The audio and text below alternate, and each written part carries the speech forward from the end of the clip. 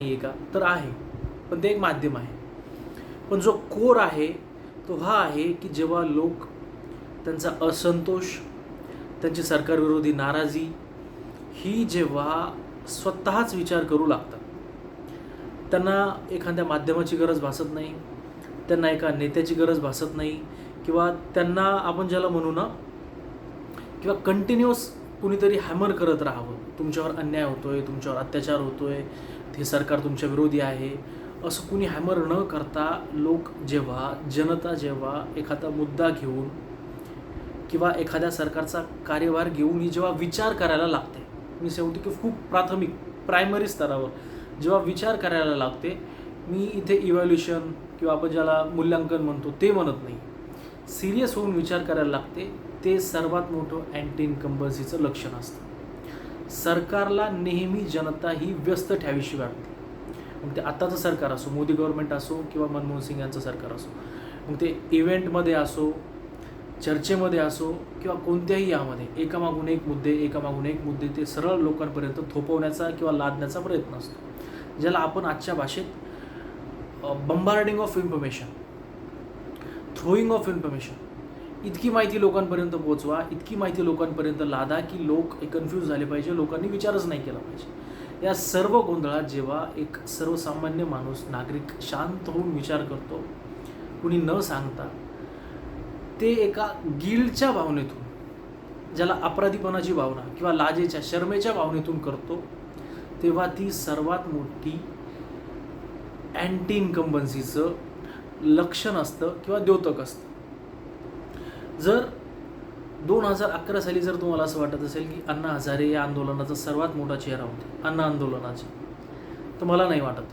ते एक माध्यम होतं. जनतेने विचार केला होता, जनतेने काही गोष्टी ऑब्झर्व केल्या होत्या, काही निरीक्षण त्यांचे जनतेचे होते, आणि त्यातनं त्या आंदोलनाचा अण्णा हजारे हे चेहरा बनले.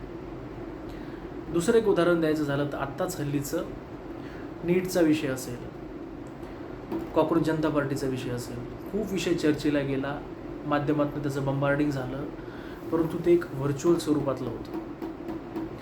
जो कोर कम्युनिकेशन आहे, आपण ज्याला म्हणतो की क्राऊड विजडम, ती अशा क्षुल्लक गोष्टीतून ती जिवंत होत नाही किंवा त्याची जाणीव लोकांना होत नाही.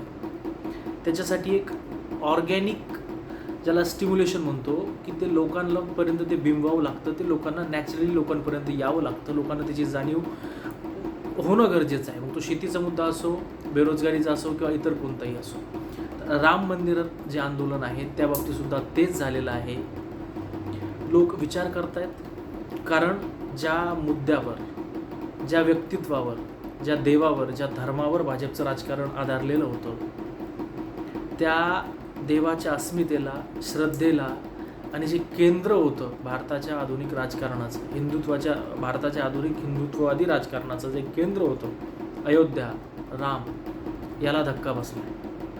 आणि जेव्हा ही जी वर्गणी, हे जे दान गोळा केलं होतं, तेव्हा यामध्ये जनसहभागिता होती. त्यामुळे आधी जेवढी जनसहभागिता होती, लोकांनी दान केलेलं आहे, प्रत्यक्ष लोकांचं योगदान त्यामध्ये लाभलेलं आहे, आणि त्यामुळे लोक आता सध्या विचार करतायत, सिरियसली, गांभीर्याने विचार करतात. त्यामुळे हा सोशल मीडियातून काहीतरी एक काउंटर नॅरेटिव्ह देऊन, मीडियामध्ये डिबेट करून किंवा प्रेस यांना देऊन हा मुद्दा जाईल असं नाही. त्यामुळे हे भाजपसाठी खूप गंभीर आहे, सिरियस आहे, आणि हे सुद्धा भाजपला कळलेलं असेल, त्यांच्या नेतृत्वाला. त्यामुळे राम मंदिर किंवा अयोध्या हा जो विषय आहे, हा भाजपसाठी एवढा सहज हलका नाही आहे, हा गांभीर्याचा विषय आहे. कदाचित हे अँटी इन्कम्बन्सीचं सेंटर किंवा सुरुवात किंवा एक आपण ज्याला बिंदू ठरू शकतो असं म्हणू शकतो.